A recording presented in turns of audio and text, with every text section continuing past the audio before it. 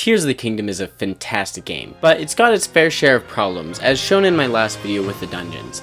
But it also introduced massive problems for Zelda theorists, and that's what we're talking about today. Oh, and spoilers, by the way. You have been warned. So, for those of you who need a recap of Tears of the Kingdom's story, it goes like this. Once upon a time, there was this place called Hyrule, founded by a Zonai man, Rauru, and an ancient Hylian woman named Sonia. The Zonai is a race which comes from the sky, believed to be descended from gods. When the Zonai came, they also brought secret stones, which are used to amplify one's own power. There was a Gerudo man named Ganondorf, who sought the power of these stones to conquer the world. He succeeded in stealing Queen Sonia's stone after fatally injuring her. With the stone, Ganondorf transformed into the Demon King, and began what would be known as the Imprisoning War.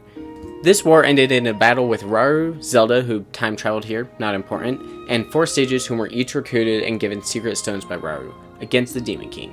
Now, despite being greatly outnumbered, Ganondorf easily overcame the might of the sages, and the fight only ended when Rauru sacrificed himself to imprison Ganondorf with his magic hand in a seal that wouldn't break for over 10,000 years.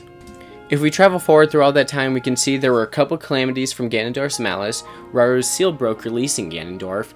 Zelda disappeared to reappear as a dragon, a bit of sage recruitment, and ended off with Link killing the Demon King dragon, finally killing this Ganondorf for good.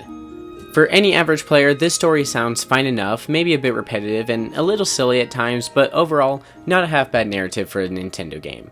But for people who spend far too long staring at this image like me, it introduced a whole slew of questions, disappointments, and overall confusion. Up to the release of Tears of the Kingdom, we believe Breath of the Wild took place at the very end of the Zelda timeline, of which started with Skyward Sword when Demise made his curse that set Hylian's descendants, the spirit of the hero, and Demise's hatred on a cycle to fight for eternity. This continued on to Ocarina of Time, where the timeline split into 3, because time travel shenanigans.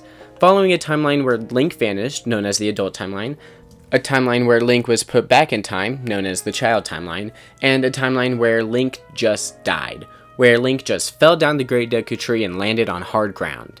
At the very end of all these timelines, many of us believe that the timelines would eventually converge. This is by the fact of the never-ending cycle of war, which could have continued on to eventually have every game occur in one timeline, and finally ending with Breath of the Wild. However, Tears of the Kingdom just made that impossible. So, Tears of the Kingdom has now officially set in stone when the land of Hyrule was founded by canonizing Rauru and Sonia as the first king and queen. This would surely mean that this moment takes place only a short while after Skyward Sword. However, that introduces its own problems in the fact that we've already seen much of the sky in Skyward Sword, without even the slightest mention of an 8-foot-tall goat person.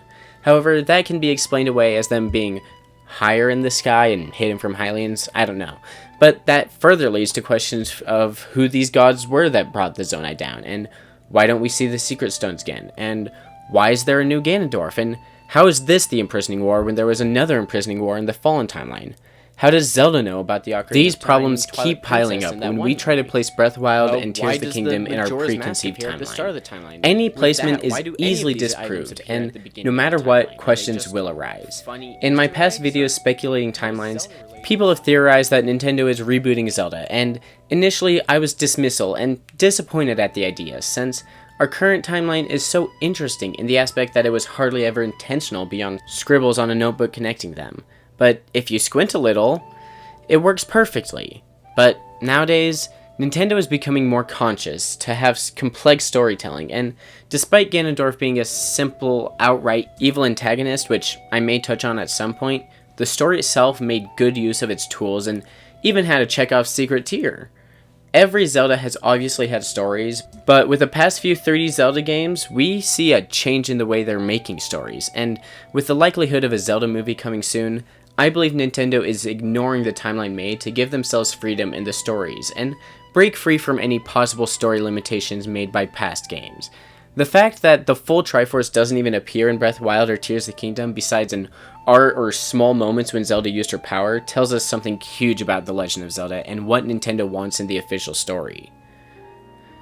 In the coming years, we might see games go back to the traditional types of stories, but it's unlikely, with Breath of the Wild and Tears of the Kingdom being the best-selling Zelda games, and it makes sense to start now with a new timeline.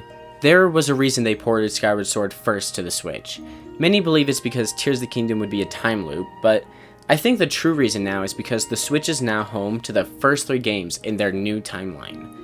And I believe that's the reality in this, but I could always be wrong. They could follow the game up with Tears of the Kingdom 2, which answers every question and makes these games fit perfectly in the old timeline.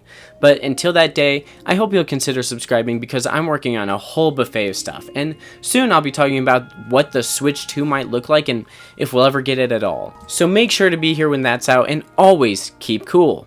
Bye!